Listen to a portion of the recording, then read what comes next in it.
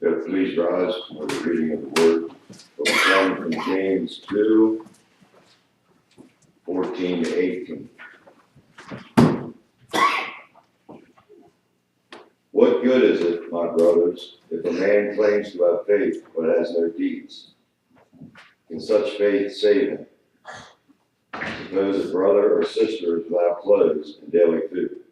If one of you says to him, "Go, I wish you well, keep warm and well fed," but does nothing about his physical needs, what good is it? In the same way, faith by itself, it is not accompanied by action, is dead. But someone will say, "You have faith, I have deeds. Show me your faith without deeds, and I will show you my faith by what I do." You may be seated. As I was looking through the Bible this morning, I got this is from 9:28:10. It has written in here, for some reason, it has Reverend Bob Larkin. No. That's what it says. Christ Chapel, 9/29/2010. And it has this circle. Psalms 133. How good and pleasant it is when brothers live together in unity. Amen. It is precious oil poured on the head, running down on the beard, running down on Aaron's beard, down upon the collar of his robes. It is as if the dew of Hermon were falling on Mount Zion, for there the Lord bestows his blessing, even life forevermore. Amen. That was way back, I think. You know who circled that thing? Whose Bible this is? I don't know if I do have. Alright, Pastor Phil. thank you, Bill. That was back in the year 2010. Oh, And, well, you know everything. I don't have to go through that again. Got all that. Just goes to show you, you can talk all you want, unless you listen to what it said. Might as well, I guess, not even say it. So without further ado, Bishop Robert Guy Larkin presiding.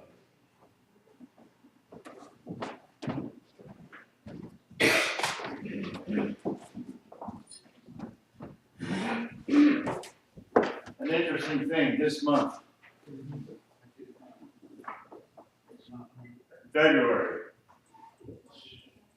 February the 5th, I was ordained. Hey, am I on, guys? Hey, guys. Yo, am I on? Yeah, you're on. Hello? Now you're not. Now I'm not? Now I am. Yeah. Yes, hello. Hello. Not really. It's not coming out. Oh, You're off. now, on. Testing 286. Testing. Not really. Nothing.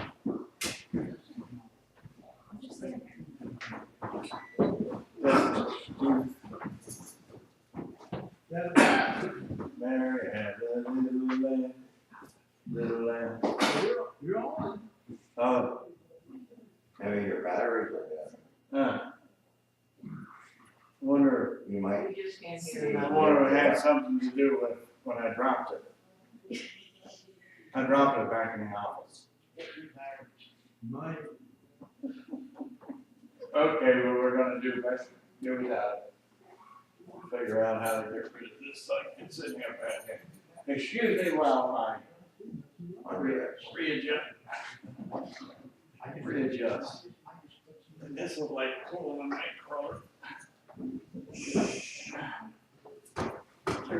things roll around the ground?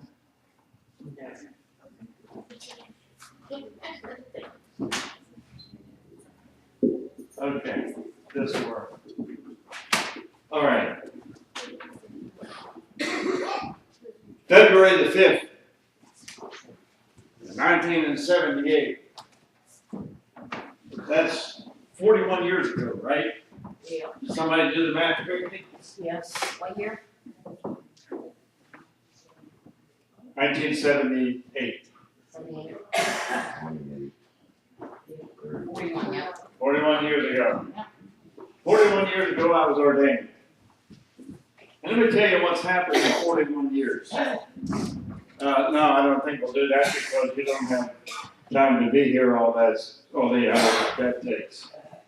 However, one thing I learned, and that is God never promised that the cross wouldn't be heavy.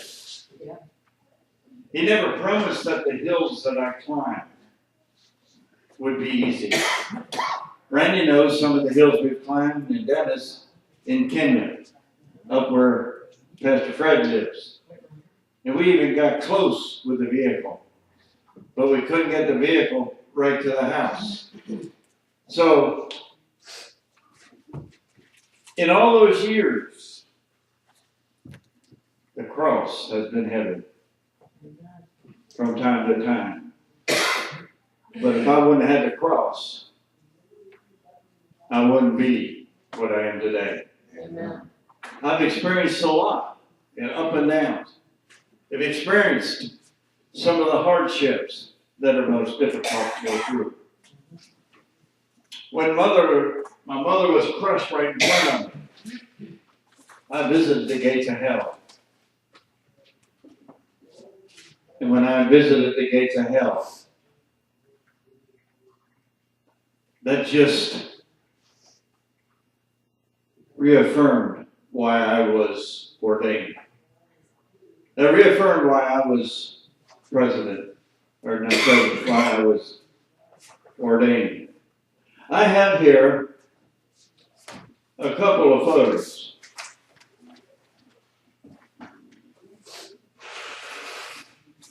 Just over the hill, about 3.5, 4 miles, near Frysville, PA, was where I was raised.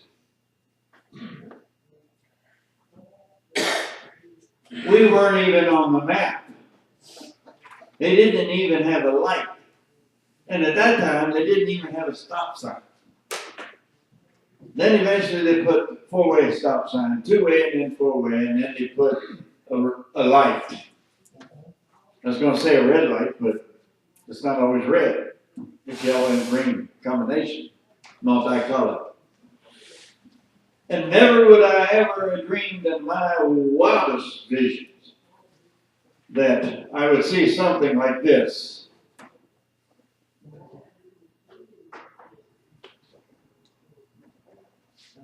That's in Kakamega, where they built that stack like that of hand-shaped bricks, and then they built a fire in the hole. And these are making brick. And then, that's the product. Now you say, well, it ain't no big deal. Glengarry's got all the bricks you could get in here in New York. But Glengarry don't have these bricks, and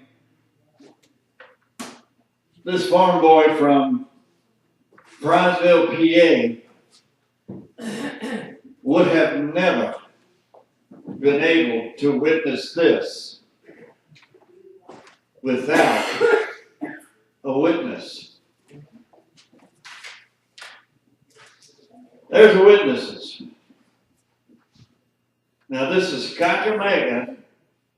It's our church in the mountains in Kenya. And see, I have an American witness with me. Mr. Lentz. Some of you know him as Danny, some of you know him as Dennis, and some of you know him as a friend of mine. He's made that trip I don't know how many times. But that never would have happened without the ordination, February the 5th, 1978. Our lesson today,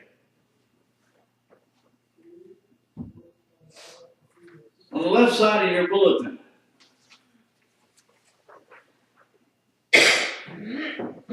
somebody read it. You are what you do, not what you say you'll do. Okay, you're what you do, not what you say you do. Randy read it. It's pretty simple. You're not what you do unless you say it or do. See, that's like the skunk sat in the stump and the skunk wrote the stump and the stump, then the stump thought, and you know how that goes. Seashell by the shore.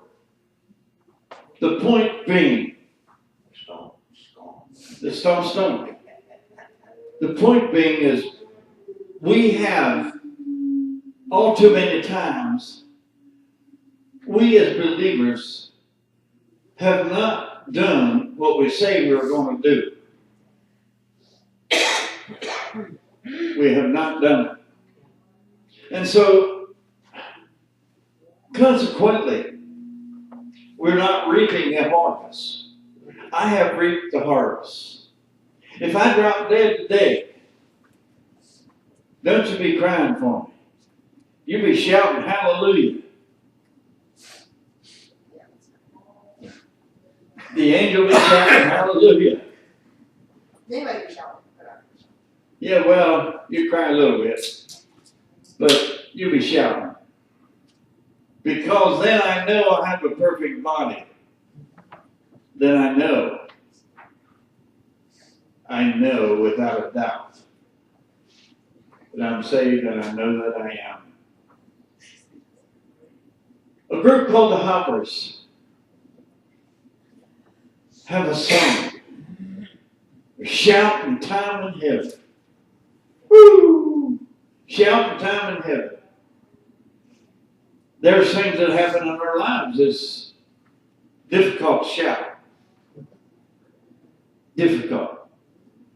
And there's sometimes we come to church and we look like we've been sucking on lemons all night.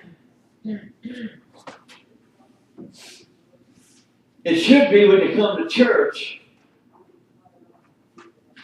there should be joy. And I know the most difficult thing that we go through in this life. It's very hard to accept it. I don't know how many years ago it was. At 2:30 a.m. in the morning, I got a phone call. Yes. Dennis Lake. I went over to his house, and on the floor was his wife Arlene, who had passed from the time I got in Frysville, PA, over to his house.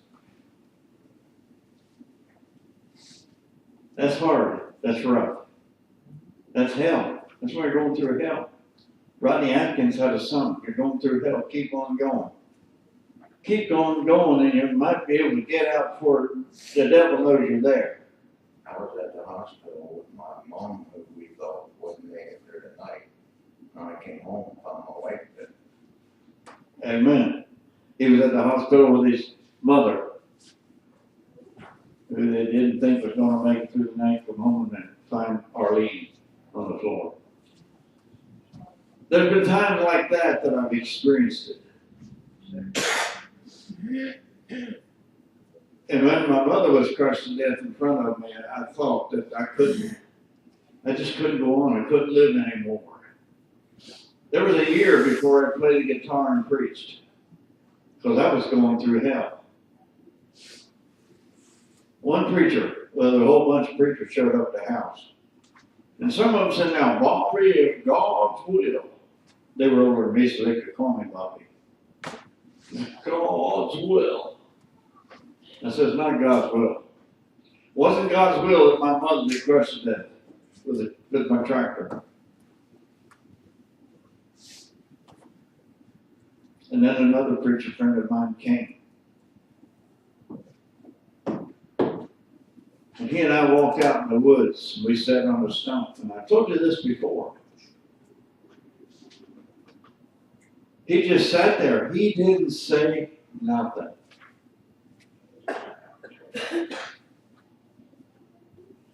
He sat there and listened to me pour out my guts.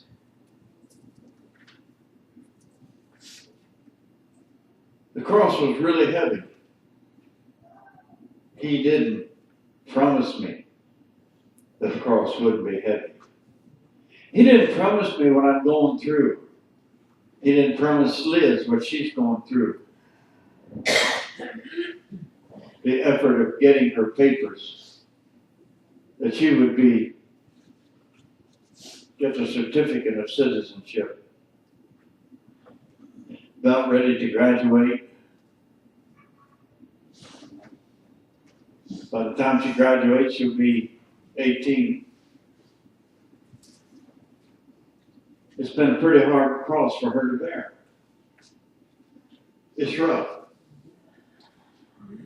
Megan can relate to when my wife was diagnosed with a pancreatic cancer. Years ago, there was a song, Slow Train Coming. Who was the guy that did that? Slow Train Coming. He was a rocker who got saved. There's a slow train coming. In May, Dennis and Nancy and I, of 2015, we were in Africa. People got saved, people got healed. Huh? Bob Dylan, Slow Train Coming. Nancy had a little bit of trouble. Her back was aching. And so we had the elders in the church there pray for her. And she was better. The whole time we were there, she didn't have a pain. And some of you have been there and know the African roads. And it's like sometimes riding a buggy in a $10,000, $20,000 car. We got home, she went to the doctor with the pain, and they said you have to get to the Hershey right away to a specialist. The specialist, after she was examined, came to me, he said, do you want the bad news or the worst news first? Now, when the surgeon looks at you and says you want the bad news or the first news, or worst news, they go, uh-oh, here comes the bad news. Well, he said the bad news is that you have a mass in your pancreas. The worst news is there's no way to operate on it. You can take some chemo, you can go through that, you probably get sick, or get a good book, pick your favorite spot on the beach. That'd be all of you, Ocean City for Nancy. Pick a favorite spot on the beach and sit there in a good book and read until it comes. And that was May of 2015. September 2015, we had a birthday party for her. And close to 300 people showed up. Lee and I was out there, and the boys were doing barbecue chicken. What a time we had. We sang some songs. She lived. She continued to try and live through it. And then 2 days before Christmas in 2015, she fell and broke her hip. We ended up in the hospital on Christmas Day that year. That morning, 9 o'clock in the morning, they operated on her, put a pin in her hip. And she did well. Guess what? She didn't have pain the whole time. Not pain. And then we ended up in Elizabethtown. Elizabethtown Rehab. And she didn't get better, she got worse. My oldest son was there, playing the guitar. Jacob was there playing the banjo. We were singing, and she was sitting on the edge of the bed with Megan and, was it Chrissy? Sitting on the edge of the bed, and her foot was moving. And then on January the 8th, we were married 55 years, she said to me, the last thing she said was, we've had a great ride.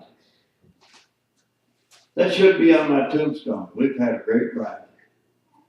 And now I got the call. I was preaching here, teaching here on the 13th. I was teaching here. He never promised that the cross wouldn't be heavy. He never promised me that. But what he did promise me, that he'd never, ever forsake me. Never. You got it together now, Dennis? We'll try this. Excuse me for a moment.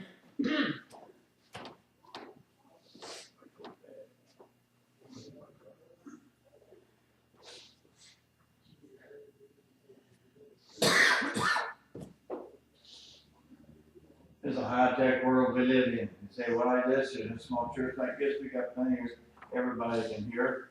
Well, the point of it is, we're recording for Kenya. We'll put that in my pocket.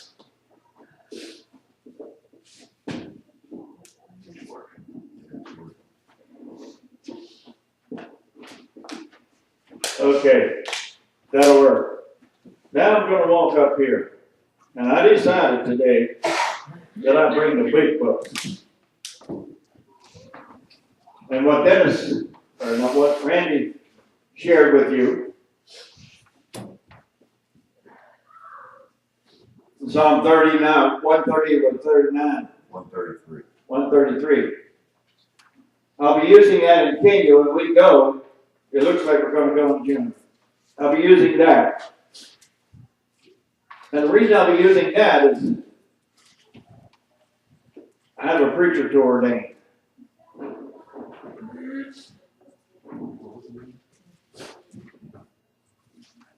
And they give me this bullhorn full of oil, and the preacher kneels, and I pour the oil over. And we ordain them. It's biblical. That's why it's written down. As you look at our bulletin today, even this small church that we're in, there are people, as we read about in James 2:18.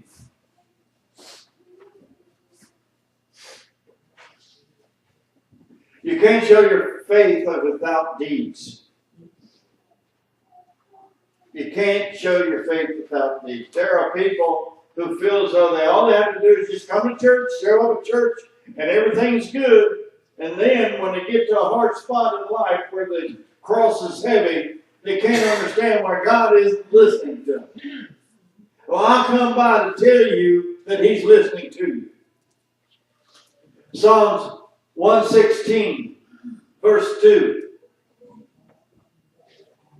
It's on, if you have one of those course books, it should be on the course book there, somewhere. Psalms 116, verse 2. You will read, I have heard you. Correct me if I'm wrong. Somebody have it? Because he turned his ear to me, I will call on him as long as I live. That's very long. Think about that. Because he turned his ear. In other words, he has heard what our cries are. He's heard us cry.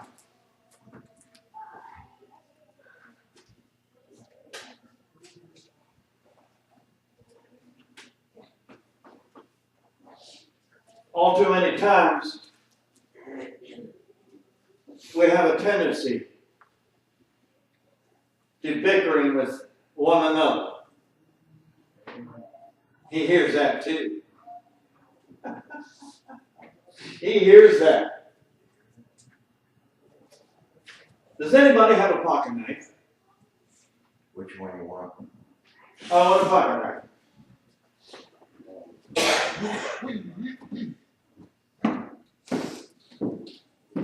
Not that. Which one you want? I know one thing. Look at this. Oh, this embarrasses me. Look at that. I'll take this one. Okay. I want you to turn to Jeremiah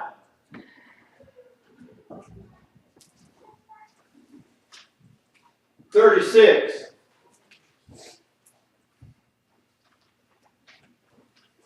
Jeremiah what? Jeremiah 36:23. If somebody has a King James, I'd like them to read. You said 1 to 3. Jeremiah 36:23. King James.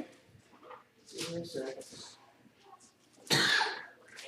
And it came to pass that when Judah had reached 3 or 4 leaves, he cut into the penknife with the penknife and cast it into the fire that was on the earth until all the roll was consumed in the fire that was on the earth. Or Okay.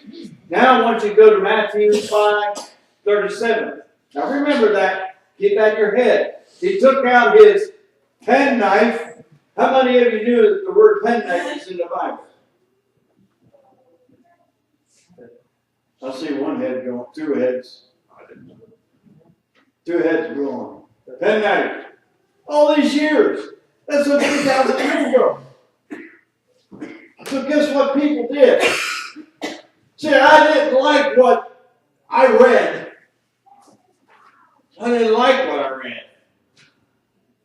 Go to Matthew, somebody has Matthew 5:37.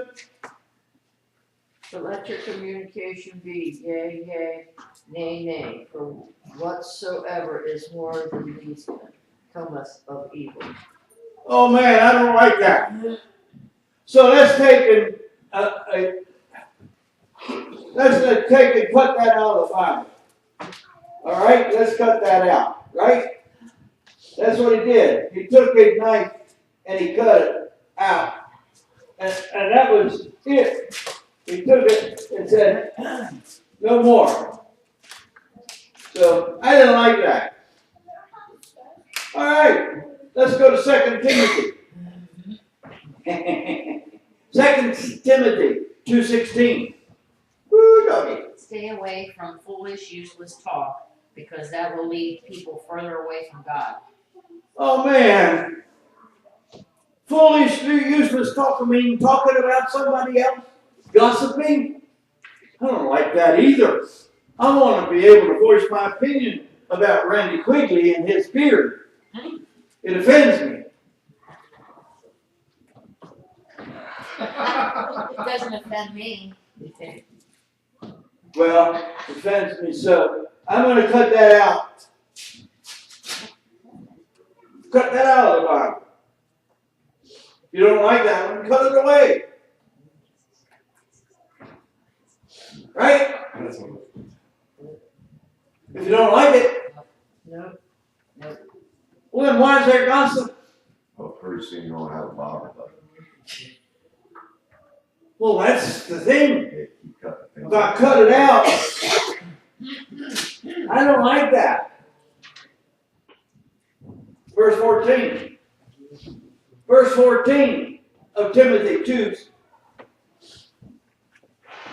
Stop fighting over words such as arguments that are useless. Oh man, I don't like that one. Shoot, man, I want to be able Now take my knife. I know I cut that out of my Bible. Oh my. We cut that out and then I'll be all right. I'm working on it. Right, Miss Carol?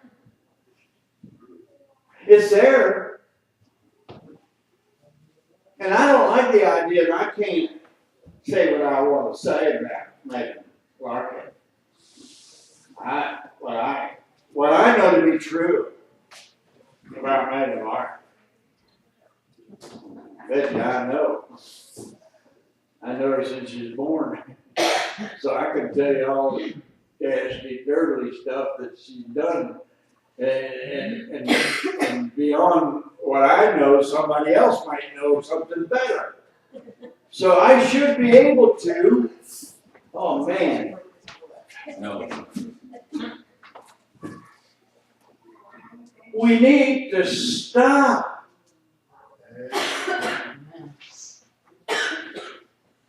Verse 16 says, avoid worthless, foolish talk.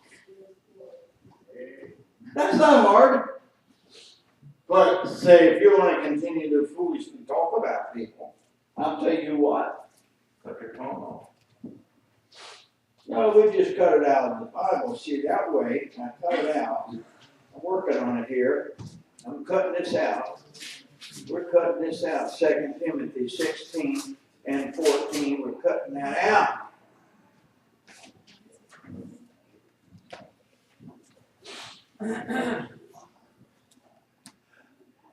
As Randy said, pretty soon you won't have a Bible left. We start cutting out the things that we don't like.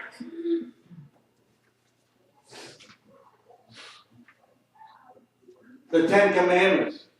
How many times is it that different churches, they want to add to the Ten Commandments? They don't like the Ten Commandments. They want to add to it. Got to paint your bumpers black. Can't have shiny parts on your vehicle.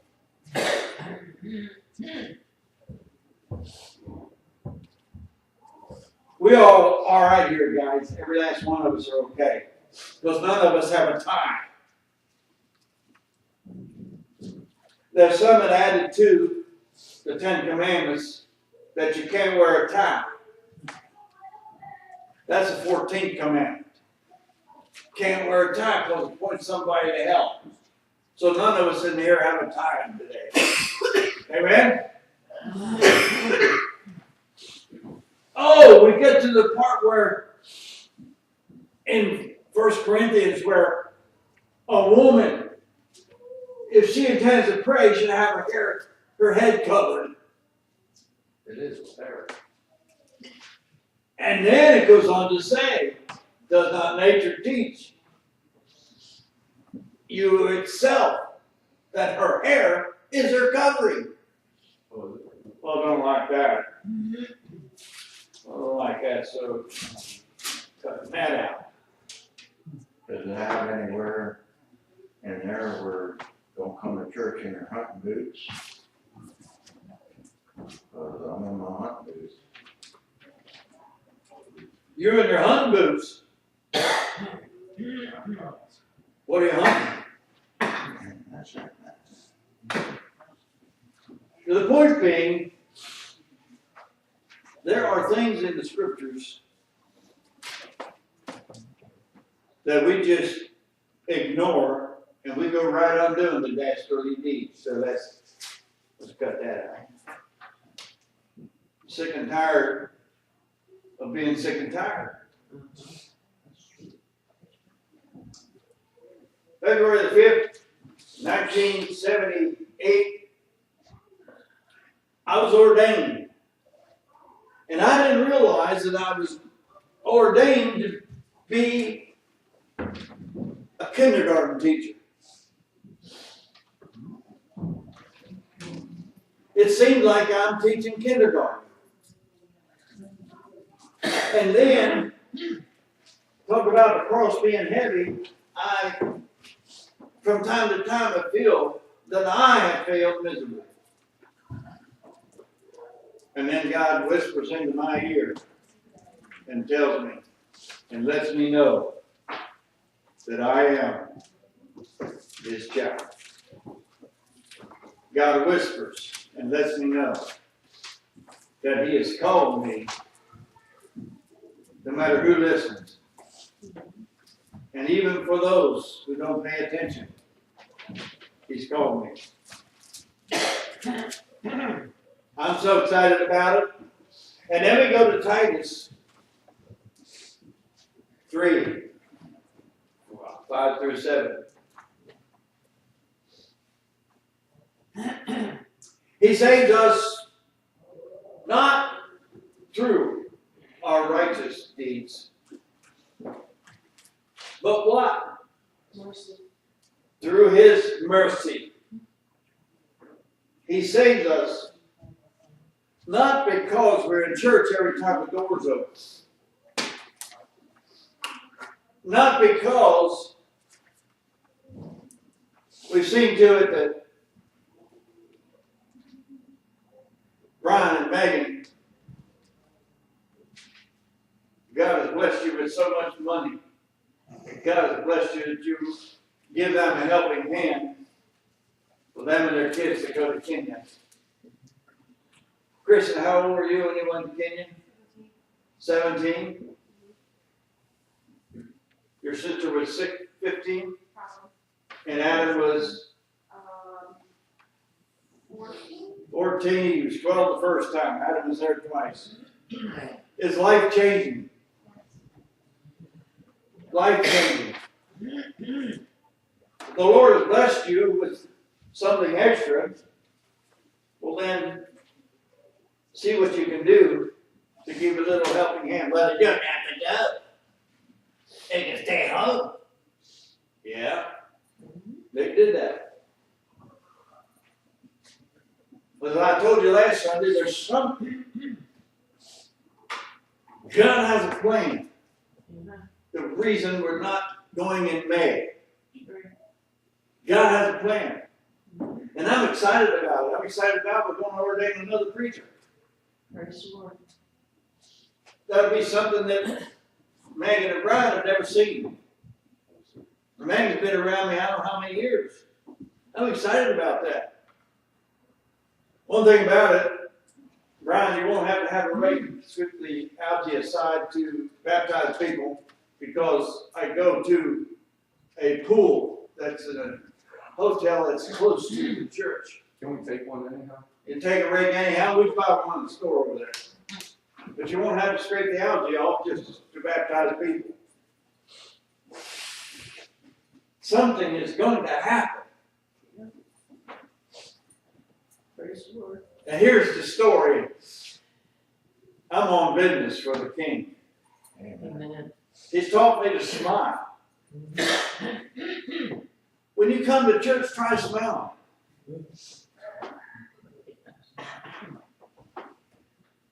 Try smiling.